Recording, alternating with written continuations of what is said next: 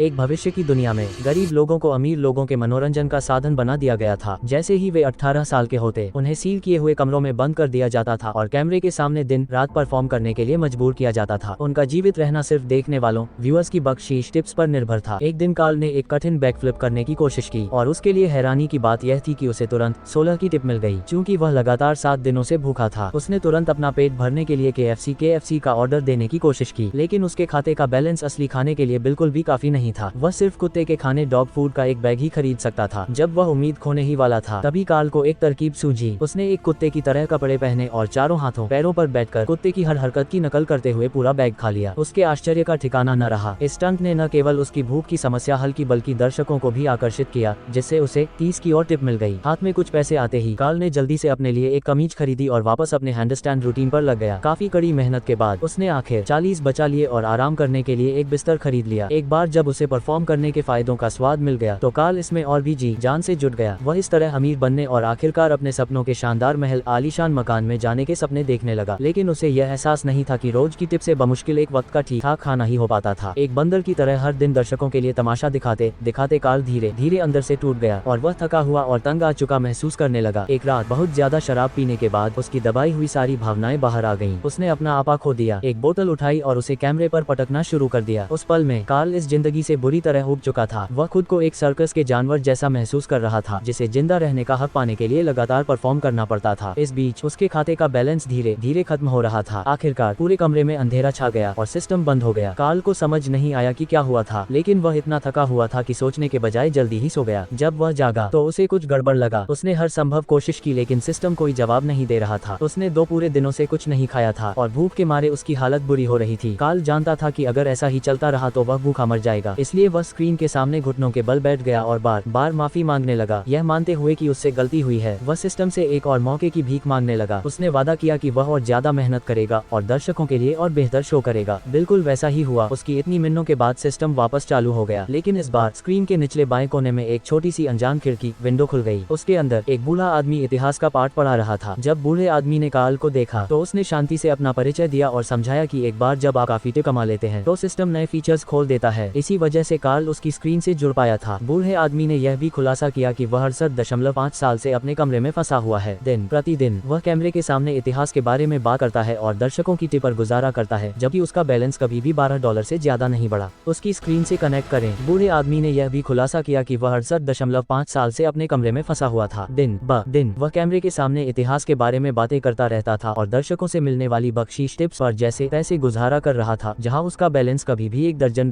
या उससे ऊपर नहीं गया। अब जब उनकी स्क्रीनें आपस में जुड़ चुकी थीं, तो बूढ़े आदमी ने इसे एक मौके के रूप में देखा। अगर वे एक साथ काम करें और एक बेहतर शो पेश करें तो शायद वे दोनों ज्यादा टिप्स कमा सकते थे। बूढ़े आदमी को अचानक याद आया कि जब वह जवान था तब उसने कुछ जादू के करतब सीखे थे। अगर वह उन्हें कार्ल को सिखा दे और कार्ल के बेहद मजाकिया प्रदर्शन के अंदाज के साथ मिला दे तो वे एक बड़ी भीड़ को आकर्षित कर सकते हैं और ज्यादा टिप्स कमा सकते हैं। बेशक कार्ल को कमाई का एक हिस्सा बूढ़े आदमी के साथ बांटना होगा। कार्ल को इससे कोई ऐतराज नहीं था, इसलिए उस दिन से खाने और सोने के अलावा उसने अपनी पूरी ऊर्जा जादू सीखने में लगा दी। शुरुआत में कार्ल अपने शो के दौरान बहुत गलतियां करता था, लेकिन यह पता चला कि उन गलतियों ने उसके जोकर जैसे अतिरंजित हरकतों के साथ मिलकर पूरे एक्ट को एक मजेदार रूप दे दिया और अधिक से अधिक दर्शकों को आकर्षित किया। जितना अधिक वह अभ्यास करता, उसका जादू उतना ही बेहतर होता गया और उसके शो उतने ही लोकप्रिय होते गए। विशेष रूप से उसका सिग्नेचर हाथ का इशारा उसकी पहचान बन गया। देखते ही देखते कार्ल का अकाउंट बैलेंस 2-0 को पार कर गया। उसके क्लासिक जादू के रूटीन ने दर्शकों का दिल जीत लिया था और सिस्टम ने उसके लिए एक और नया फीचर अनलॉक कर दिया। अब कार्ल दूसरे कमरों में खोज कर सकता था और अन्य कलाकारों को देख सकता था। एक दिन उसकी नजर लीसा नाम की एक खूबसूरत महिला पर पड़ी जो योग का अभ्यास कर रही थी। उत्सुक होकर कार्ल ने उसे 20 की टिप भेजी और उसने धन्यवाद कहने के लिए दिल वाले इमोजी के साथ जवाब दिया। तभी कार्ल को आखिरकार यह एहसास हुआ कि उसे जितने भी टिप्स मिल रहे थे वे भी उसे देखने वाले अजनबियों से ही आ रहे थे। तभी उसकी स्क्रीन के ऊपरी बाएं कोने में एक नई विंडो पॉपअप हुई। अंदर एक महिला नहा रही थी। जब उसे एहसास हुआ कि कोई उसकी फीड से जुड़ गया है तो वह बाहर आई और कार्ल पर चिल्लाने लगी। उस पर बिना अनुमति के उसका कैमरा हैक करने का आरोप लगाने लगी। कार्ल ने जल्दी से समझाया कि उसका दखल देने का कोई इरादा नहीं था। वह सिस्टम द्वारा आवश्यक टिप की सीमा तक पहुंच चुकी थी, जिसने अन्य कमरों से जुड़ने की क्षमता को अनलॉक कर दिया था। यह बिल्कुल वैसा ही था जैसे वह और बूढ़ा आदमी पहली बार जुड़े थे। यह सिस्टम की नई सुविधाओं में से ही एक था। एक नए सदस्य के बोर्ड पर आने से कार्ल को लगा कि अब उनके पास एक वास्तविक मौका है। उसने सोचा कि यदि वे तीनों मिलकर काम करें और अधिक दिलचस्प सामग्री तैयार करें तो वे अधिक दर्शकों को आकर्षित कर सकते हैं और अधिक टिप्स कमा सकते हैं। लेकिन मैरी, लीसा महिला, ने साफ इनकार कर दिया। उसने एक ऐसा सवाल पूछा जिसने सभी को चौंका दिया। हर कोई इन छोटे छोटे कमरों में बैठकर आकर अजनबियों को टिप्स के लिए लुभाने में क्यों खुश है? क्या किसी ने कभी सच में बाहर निकलने और दुनिया देखने के बारे में नहीं सोचा?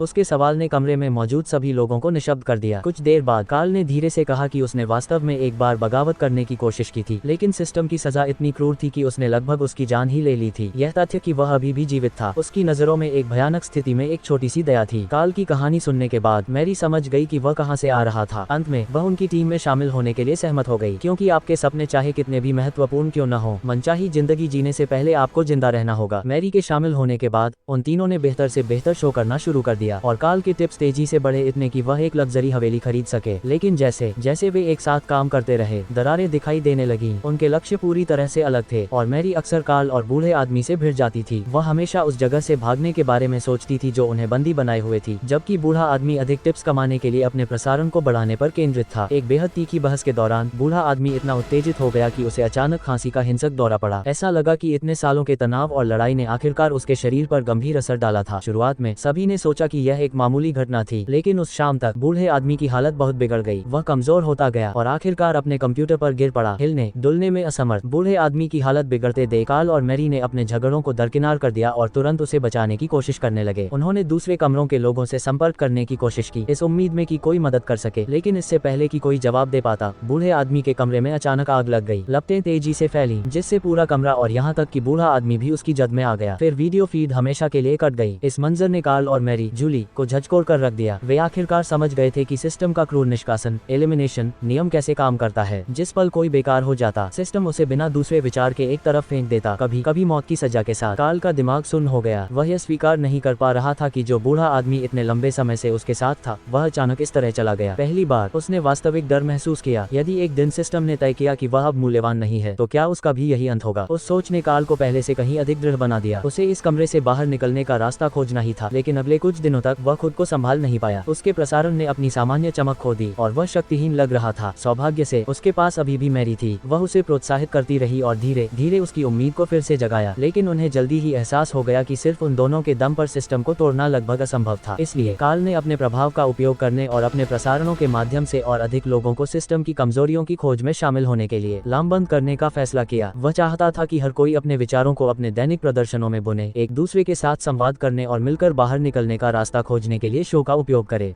फिर कार्ल ने अपने सभी दर्शकों के सामने कमरों के पीछे की सच्चाई का खुलासा किया। उसने उन्हें बताया कि सिस्टम द्वारा जिस किसी को भी बेकार माना जाएगा, उसे तुरंत खत्म कर दिया जाएगा और आग में भस्म कर दिया जाएगा। उसका मानना था कि जितने ज्यादा लोग सच्चाई जानेंगे, उतने ही ज्यादा लोग वापस लड़ने के लिए आगे आएंगे। लेकिन तभी कार्ल की स्क्रीन अचानक एक और कमरे से जुड़ गई और दूसरी तरफ वही लीसा थी जिसे वह देखता आ रहा था। उसकी तरफ से एक साधारण से हेलो ने ही कार्ल की बोलती बंद कर दी। लीसा ने कार्ल से कहा कि वह हमेशा से उसके शो देख रही थी, क्योंकि उसके प्रदर्शन हमेशा लोगों के चेहरे पर खुशी लाते थे। लेकिन एक तरफ खड़ी मैरी के चेहरे पर शक के भाव थे। यह पूरी बात बहुत सुविधाजनक लग रही थी, जैसे यह औरत उतनी मासूम न हो जितनी लग रही थी। यकीनन देर रात जब सब कुछ शांत था, लीसा चुपचाप उठी और कार्ल से खुद संपर्क किया। उसने उससे बाहर निकलने का रास्ता ढूंढना बंद करने और बाहरी दुनिया के विचार को छोड़ने का आग्रह किया। जैसा कि उसने देखा, रुकना कोई बुरी बात नहीं थी। कार्ल पहले से ही एक स्ट्रीमर के रूप में एक स्टार बन चुका था और अगर वह सिर्फ प्रदर्शन करता रहा तो उसके आगे एक बेहतरीन जिंदगी हो सकती थी। लेकिन अगली सुबह मैरी उठी और उसने तुरंत कार्ल को देखने के लिए कहा कि बाकी सब क्या स्ट्रीम कर रहे थे। अब लगभग हर कमरे में सिस्टम को क्रैक करने के तरीकों पर चर्चा हो रही थी। एक कमरे में एक महिला ने तो यहाँ तक पता लगा लिया था कि वह अंदर के स्प्रिंकलर सिस्टम को नियंत्रित कर सकती है। इससे संकेत मिला कि हर कमरे की अपनी एक छिपी हुई कमजोरी हो सकती है और अगर वे कोशिश करते रहे तो वे निश्चित रूप से बाहर निकलने का रास्ता खोज लेंगे। लेकिन कार्ल डगमगाने लगा। वह सोचने लगा कि शायद हर कोई छोड़ना नहीं चाहता था। उदाहरण के लिए लीसा को ही लें। वह इस जिंदगी की आदी हो चुकी थी और यहाँ तक कि इसका आनंद भी ले रही थी। शायद उन्हें हर किसी को वापस लड़ने के लिए मजबूर करने की जरूरत नहीं थी। जब मैरी ने यह सुना तो उसके चेहरे से मुस्कान गायब हो गई। उसने कार्ल को सख्ती से याद दिलाया कि सिस्टम उनकी हर हरकत पर नजर रख रहा था और लीसा बहुत हद तक सिस्टम द्वारा भेजी गई एक चाल थी ताकि उन्हें और गहराई में जाने से रोका जा सके। मैरी के शब्दों ने कार्ल को गहरे विचार में डाल दिया और वह उस रात सो नहीं सका। बाद में उसने चुपके से बूढ़े आदमी के पुराने कमरे की जांच की, केवल यह देखने के लिए कि एक नया व्यक्ति पहले ही वहां आ चुका था। उस व्यक्ति के चेहरे पर भ्रमित और खोए हुए भावों को देखकर कार्ल ने खुद को देखा जब वह पहली बार आया था। उस पल में उसका संकल्प पहले से कहीं ज्यादा मजबूत होकर वापस आया। उसे इस क्रूर अंतहीन चक्र को तोड़ना ही था। अगले दिन कार्ल ने अपनी योजना के अगले चरण को अमल में लाया। उसने हर एक दर्शक से उसे एक छोटी सी टिप भेजने के लिए कहा ताकि वह ठीक अंदाजा लगा सके कि इस सिस्टम में कितने लोग फंसे हुए थे। लेकिन नतीजे उसकी उम्मीदों से कहीं आगे निकल गए। देखते ही देखते उसका अकाउंट बैलेंस अचानक से बढ़कर 100 मिलियन $10 करोड़ के पार चला गया। इस चौंकाने वाले आंकड़े को देखकर कार्ल पूरी तरह दंग रह गया।